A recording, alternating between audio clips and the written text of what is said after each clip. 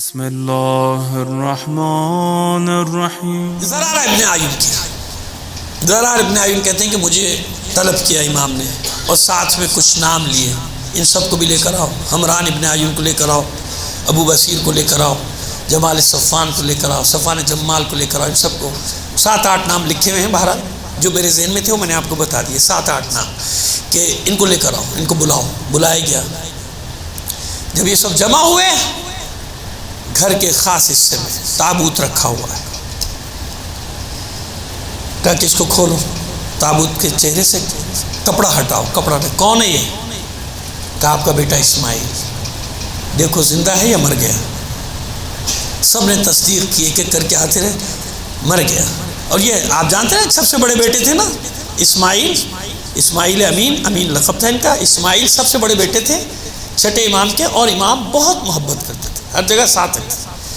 تو دیکھ لیا، اس کو کفن ہوا، اور کچھ کو بلایا، 30 افراد کے باقاعدہ نام ہے 30 افراد کے۔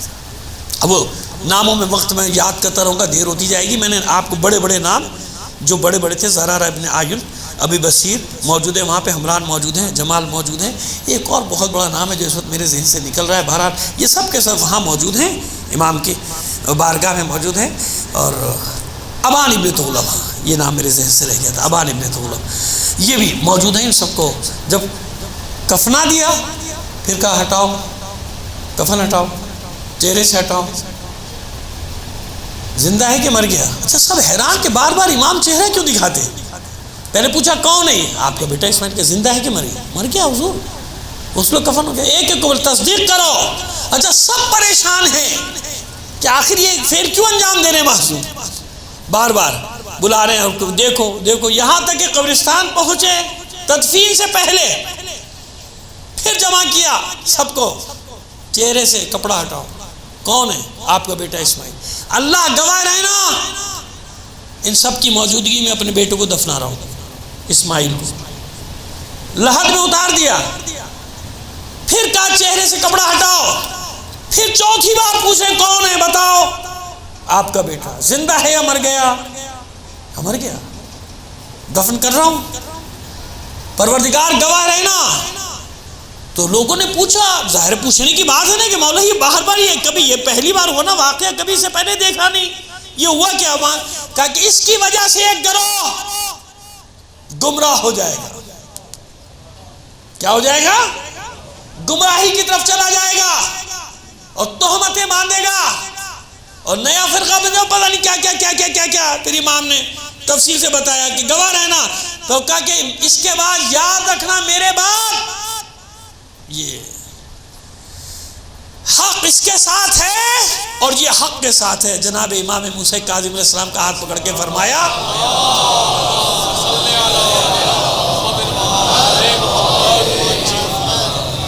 حق اس کے ساتھ ہے اور یہ یاد رکھنا میرے بعد یہ امام ہے، یہ حجت ہے تم سب پر، اس کی امامت کا اقرار کرنا ہے۔ کیونکہ آپ جانتے ہیں کہ جب ساتوں امام کا زمانہ آیا تو ساتوں امام تو یہ کہہ بھی نہیں سکتے تھے کہ میں امام ہوں، معلوم ہے آپ کو، کیونکہ چھٹے امام نے 3 مقرر کر دیے تھے نا اپنے والد، جس کو بھی اس نے حکم دیا تھا نا منصور دوانقی نے کہ جس کو اپنا وارث قرار دے اس کو قتل کر دینا۔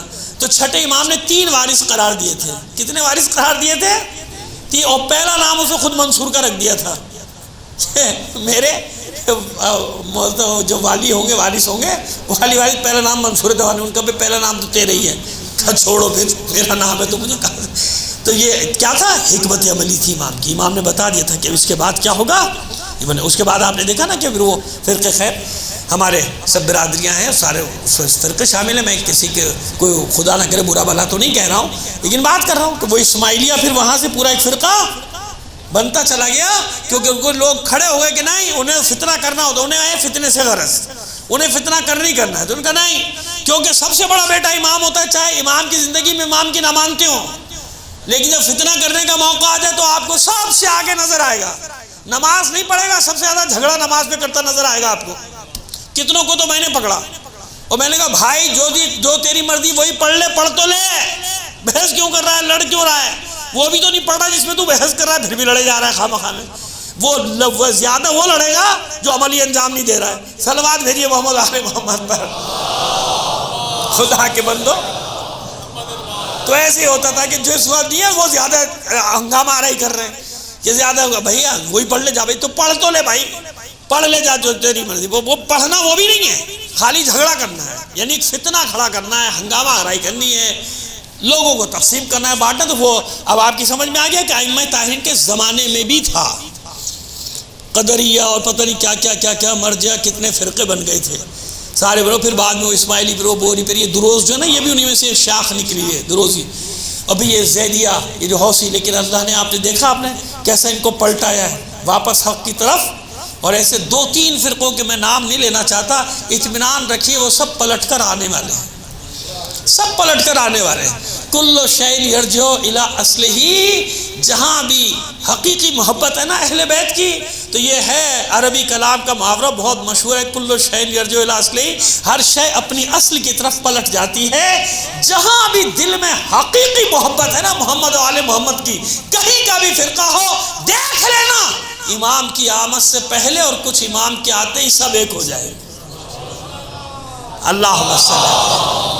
اور فتنہ کرنے والا، اور فتنہ اگر بھائی کہیں بھی ہوگا وہ اسے فتنہ ہی کرنا ہے، وہ میرے درمیان ہو، آپ کے درمیان ہو، کہیں بھی درمیان ہو، اسے فتنہ ہی کرنا ہے جسے فتنہ کرنا ہے۔ لیکن جہاں حقیقی محبت ہوگی وہ زمین تنابیں کھینچے گی اور امام کی مدد کرنے والے سب کے سب وہاں پہنچ جائیں گے۔ لہٰذا امام نے اس لیے اسماعیل کی تدفین پہ اتنا زور دیا، گواہ بنائے تاکہ یہ گواہ بعد میں گواہی دیتے رہے۔ انہی سے ہی روایتیں نقل ہوئی، جیسے میں نے کی نا زرارہ ابن عیون سے، تو جو جہاں جاتا تھا وہ اس واقعے کو نقل کرتا تھا باقاعدہ، تاکہ شیعوں کو سمجھایا جائے۔ شیعوں میں بغاوت پھیل گئی نا ہر شہر میں، اس زمانے میں تو کوئی بھی انٹرنیٹ، آج اتنے مصیبت ہے وسائل کے باوجود خبریں جلدی پہنتے، خبریں نہیں پھیلتی، فتنہ پھیل جاتا ہے۔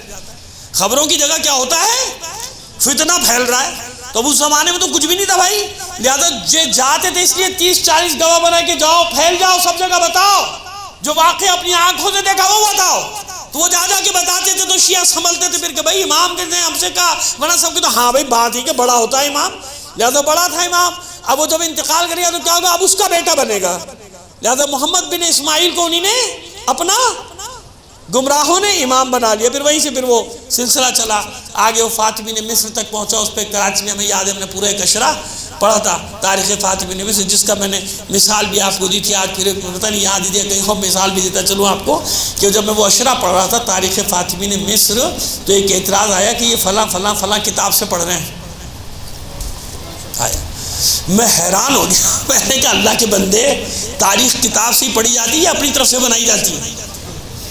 نہیں آپ مجھے انصاف سے بتائیے، یعنی الٹا ہو گیا آج زمانہ، کتابوں سے پڑھنا عیب ہو گیا، جرم ہو گیا، اپنی طرف سے گڑھ کے پڑھنا۔